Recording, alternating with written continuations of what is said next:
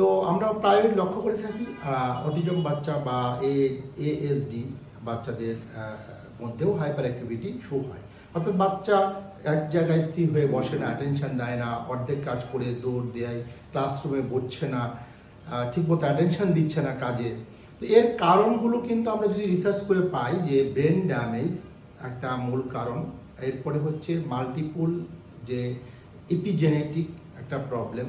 তো এরপরে আমরা দেখেছি যে ইমিউনিটি প্রবলেম থাকে, বাচ্চাদের ফুড হ্যাবিটের একটা ব্যাপার থাকে, যার জন্য বাচ্চা কিন্তু কি করতে পারে, হাইপার অ্যাক্টিভিটি শো করতে পারে।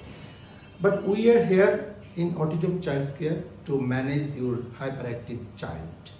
সো আমরা বলবো যে আপনার বাচ্চার যদি হাইপার অ্যাক্টিভিটির প্রবলেমগুলো থাকে, তাহলে দেখেন কতগুলো জায়গায় প্রবলেম হয়। অ্যাটেনশন প্রবলেম হয়, বাচ্চা ঠিকমতো বসছে না, ক্লাসরুমে বসছে না, পড়াশোনা করছে না, কোনো একটা অ্যাক্টিভিটি দিলে সে করছে না, অন্যদের সাথে যে খেলাধুলা করবে সেটাও করছে না, যার ফলে বাচ্চার কি হয়, ইটিং ডিজঅর্ডার তৈরি হতে পারে, স্লিপিং ডিজঅর্ডার তৈরি হতে পারে, ঠিকমতো ঘুমাচ্ছে না, অস্থিরতা।